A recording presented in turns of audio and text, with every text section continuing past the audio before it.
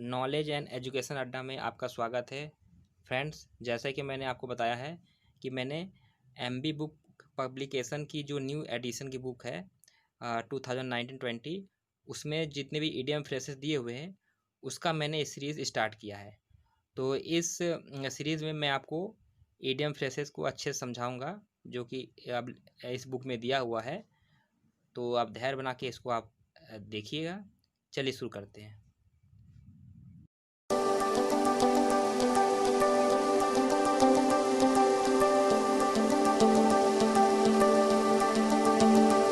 तो पहला वर्ड हम लेते हैं ए सी चेंज। ए सी चेंज मतलब है पूर्ण बदलाव।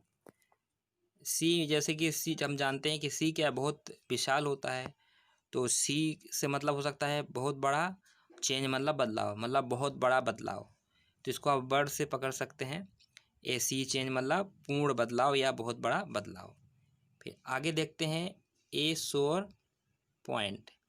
ए सोर पॉइंट, ए सोर पॉइंट मतलब होता है एक ऐसा मुद्दा जो लोगों को नाराज या शर्मिंदा कर सकता है।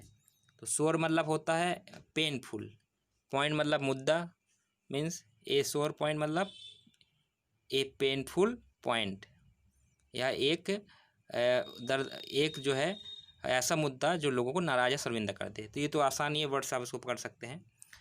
आगे देखते हैं, नेक्स्ट है ए स्क्वायर डील। तो दोस्तों इसके पीछे ओरिजिन है, ये वर्ड जो है अमेरिकन डिक्शनरी से लिया गया है, 18th सेंचुरी का है। ये वर्ड जो है 20th सेंचुरी में बहुत ज़्यादा पॉपुलर हो गया था।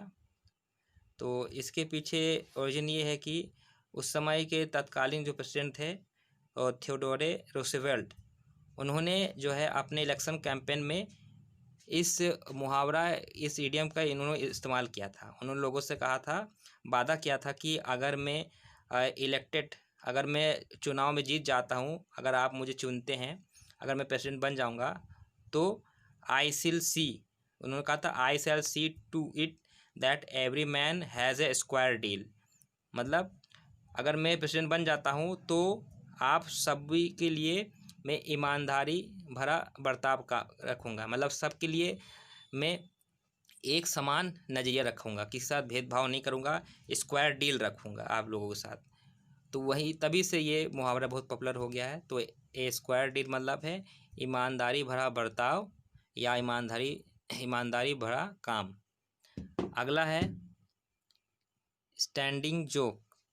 स्टैंडिंग जोक मतलब मजाक या हंसी का विषय।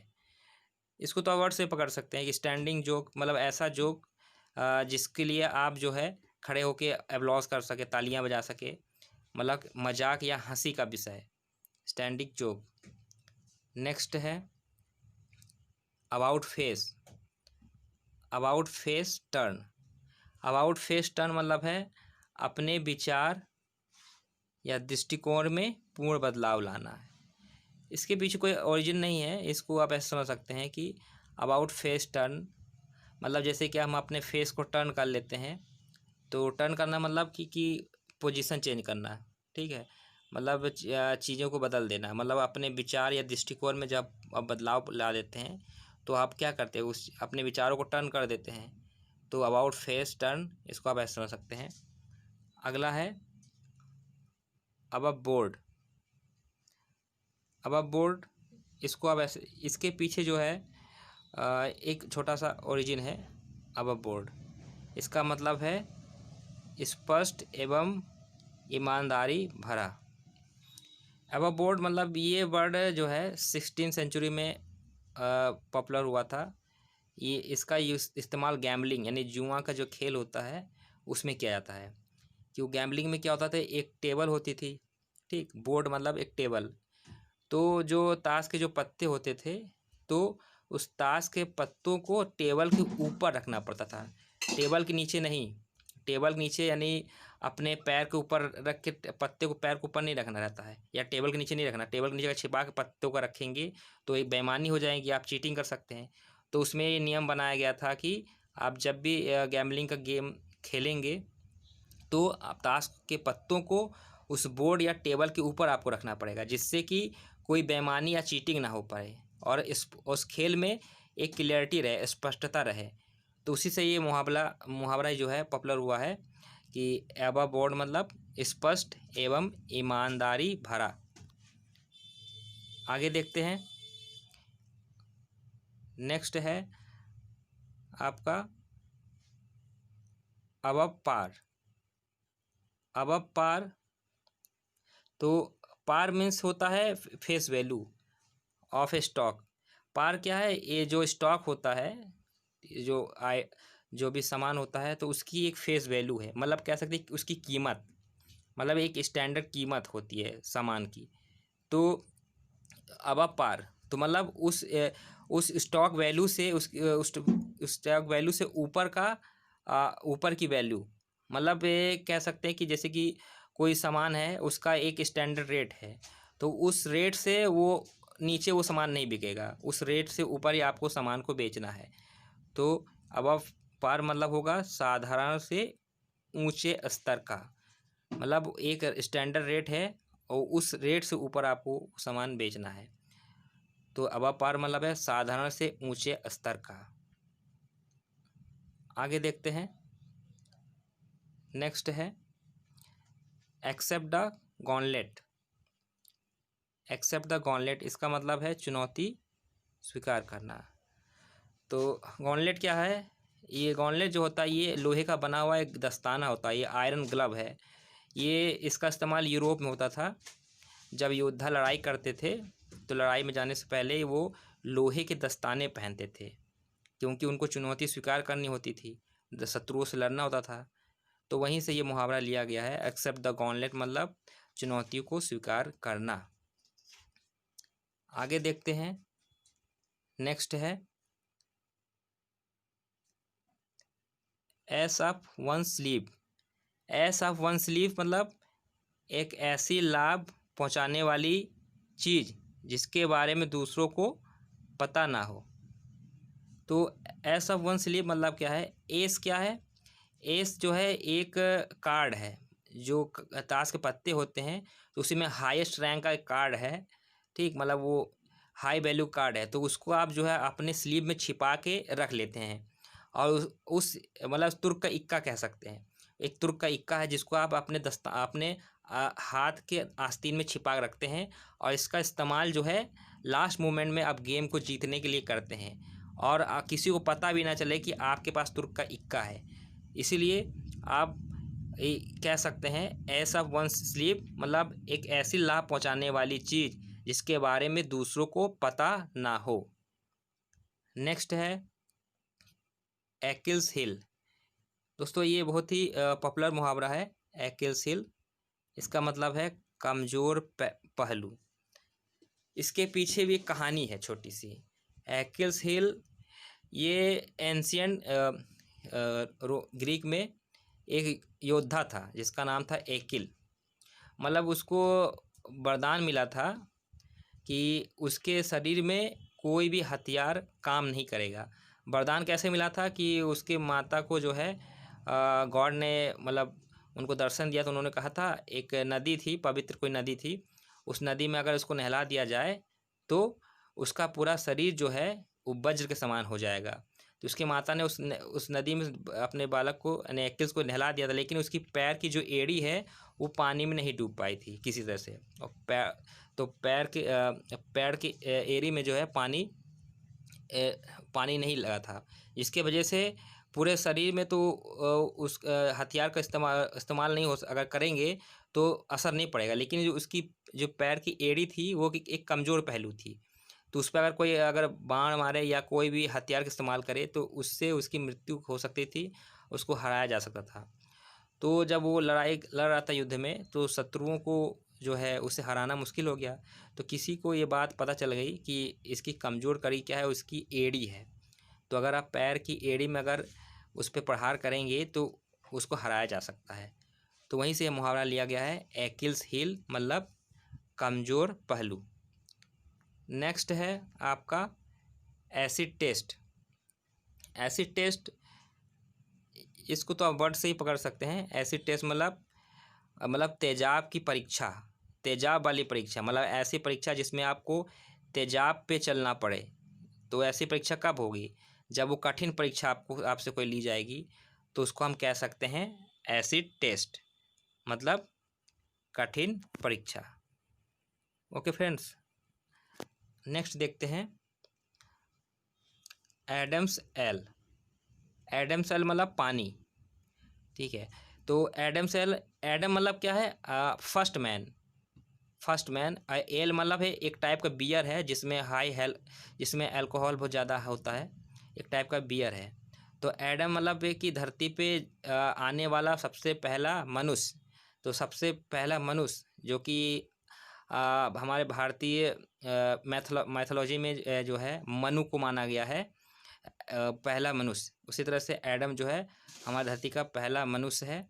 तो पहला मनुष्य का जो है एक मादक द्रव्य, पहला प्रथम मनुष्य का पीने वाला एक द्रव्य। तो पीने वाला द्रव्य क्या है? वो पानी है। तो एडम सेल मतलब है पानी। नेक्स्ट है add fuel to the fire. तो add fuel to the fire मतलब है भड़काने या स्थिति को बदतर कर देना। Add fuel to the fire मतलब, ऐड मतलब मिलाना या जोड़ना, फ्यूल जानते हैं, फ्यूल मतलब ईंधन। Add fuel to the fire मतलब अगर आग जल रही है, उस आग में अगर आप और ईंधन डाल दें तो क्या होगा? आग जो है और ज़्यादा भड़क उठेगी, आग की लौ और तेज़ हो जाएगी। तो उसी तरह से अगर कहीं झगड़ा हो रहा है और दो पक्षों में के बीच, तो अगर आप जो है कुछ ऐसा कर दे कि उनके बीच झगड़ा बढ़ जाए, तो उस समय हम कहेंगे ना, कहते हैं कि आग में घी डालने का काम तुमने कर दिया है। तो वही मुहावरा, हिंदी का मुहावरा है आग में घी डालना। तो उसी तरह से ये इंग्लिश का मुहावरा है add fuel to the fire, मतलब भड़काना या स्थिति को और ही बदतर कर देना। अगला है next add insult to the injury.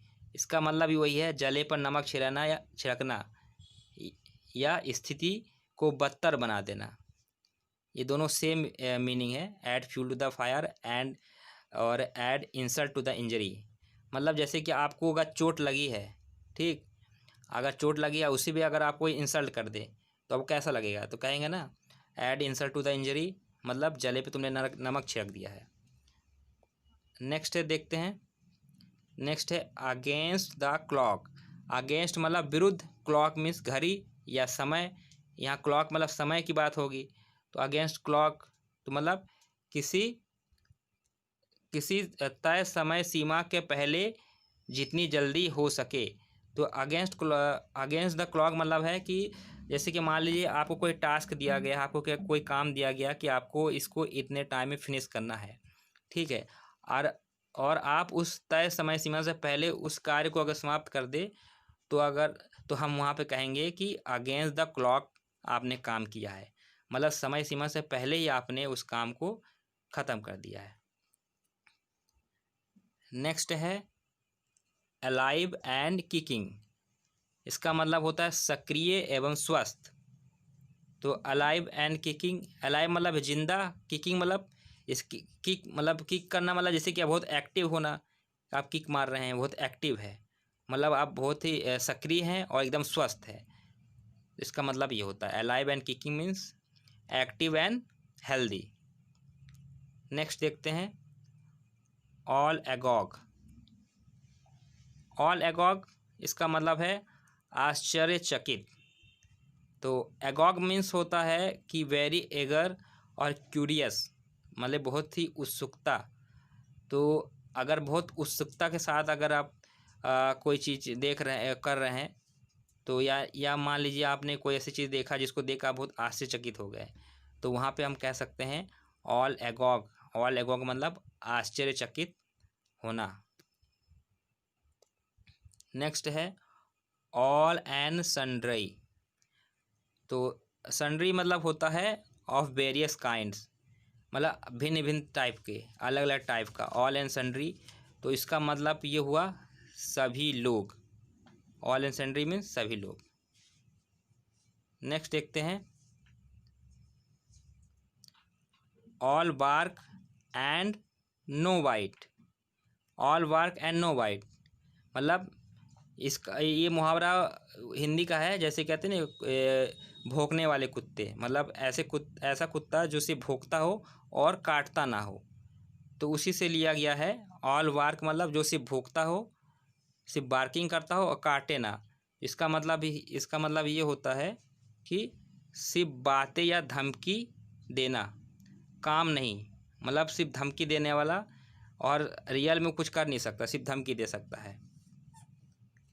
All years मतलब ये तो आप समझ ही जा रहे होंगे। ऑल ईयर्स यानी सभी कान, मतलब अपने दोनों कानों को लगा देना किसी काम को सुनने में, मतलब सुनने को पूरी तरह उत्सुक। ऑल ईयर्स मतलब सुनने को पूरी तरह से उत्सुक, मतलब कहते हैं ना कि आप कान लगा के कोई बात सुनना, तो वही चीज़ है। नेक्स्ट है ऑल ग्रीक। ग्रीक मतलब ग्रीक जो है एक ऐसा एक वर्ड है, जैसे कि हम जितने भी साइंस के सब्जेक्ट्स साइंस पढ़ते हैं, तो उसमें जितने भी वर्ड होते हैं तो वो मैक्सिमम जो है ग्रीक लैंग्वेज से लिया गया है। तो ग्रीक एक ऐसा लैंग्वेज है जो कि हम लोग को समझ में नहीं आता आसानी से। तो उसी तरह से अगर कोई ऐसी चीज़ जो हमें समझ में ना आए या अनजान विषय, तो उसे हम वहाँ कहेंगे ऑल ग्रीक, मतलब वो सारा सब्जेक्ट ग्रीक में लिखा हुआ है। जैसे ग्रीक लैंग्वेज जल्दी किसी समझ में नहीं आती है, उसी तरह से ऑल ग्रीक मतलब होता है अनजान विषय। नेक्स्ट है all in the same boat, मतलब सारे व्यक्ति, मान लीजिए कुछ लोगों को नदी पार करनी और सभी लोग जो है उस बोट में सवार है, और अगर उस बोट में अगर कहीं छेद हो जाए या कुछ टूट फूट हो जाए बोट में, तो क्या होगा? सारे व्यक्ति जो उस बोट में बैठे हैं, सभी की हालत जो है गंभीर हो जाएगी, सबकी परिस्थिति एक ही जैसी हो जाएगी, सभी के प्राण जो खतरे में आ जाएंगे। तो हम कह सकते हैं कि ऑल इन द बोट मतलब सभी एक ही परिस्थिति में, यानी सभी की परिस्थिति एक ही समान जब होती है, तब हम कहते हैं all in the same boat. Next है ऑल मूनशाइन। मूनशाइन मतलब जैसे कि मून की जो शाइन होती है, चांद की जो चांदनी होती है, वो क्या होती है? वो झूठी होती है। झूठी क्यों होती है? क्योंकि चांद की जो है अपनी खुद की रोशनी नहीं होती है ना, वो सूर्य से लेता है प्रकाश। तो जैसे चांद की खुद का अस्तित्व नहीं है, वो उसका प्रकाश झूठा है, उसी तरह से हम कह सकते हैं ऑल मून साइन मतलब एकदम झूठी या भ्रामक बात। ठीक है दोस्तों, तो ऑल मून साइन मतलब एकदम झूठी या भ्रामक बात या काल्पनिक चीज। नेक्स्ट है all one's might and main. All one's might and main, इसका मतलब होता है पूरी शक्ति या क्षमता, यानी पूरी शक्ति या क्षमता लगा देना किसी काम को करने में। ऑल वंस माइट मतलब होता है, माइट मीन्स होता है ताकत या स्ट्रेंथ। मेन मतलब होता है इम्पोर्टेंट या प्रमुख। तो अपनी पूरी ताकत को लगा देना, या आपने आपसे जितना हो सकता है उतना अगर आप पूरा लगा दें, मतलब आपकी पूरी क्षमता लास्ट जो आपका जो लास्ट स्ट्रेंथ है, उस स्ट्रेंथ पर आप अगर कोई काम करें, तो हम कहेंगे कि पूरी शक्ति या क्षमता आपने उस काम को करने में झोंक दिया है। नेक्स्ट है ऑल थम्स। ऑल थम्स मतलब होता है काम करने में बेढंगा। इसके पीछे एक मतलब एक छोटा सा ओरिजिन है। ये जॉन्स हेवुड का कलेक्शन है, जो 1546 में जॉन्स हेवुड के उन्होंने जितने भी मतलब अब उनका जो भी लिटरेरी वर्क था, तो उस लिटरेरी वर्क में उन्होंने ये छोटा सा वर्ड इस्तेमाल किया था ऑल थम्स। इसको आप ऐसे समझ सकते हैं कि जैसे कि हम नीटिंग करते हैं, स्वेटर बुनते हैं, तो उसमें उंगलियों का बहुत महत्व होता है। ठीक है, तो अगर आप उंगलियों को ठीक से नहीं चलाएंगे, ठीक है, तो क्या होगा? आपका जो नीटिंग का वर्क है, जो बुनाई का काम है, स्वेटर बुनने का, वो आपका बेढंगा हो जाएगा, खराब हो जाएगा। तो यहाँ से ये लिया गया है ऑल थम्स। ऑल थम्स मतलब काम करने में बेढंगा। नेक्स्ट है ओके फ्रेंड्स, आज यहीं तक ख़त्म करते हैं। तो इसका नेक्स्ट पार्ट आपको बहुत जल्दी मिल जाएगा। Thank you for watching.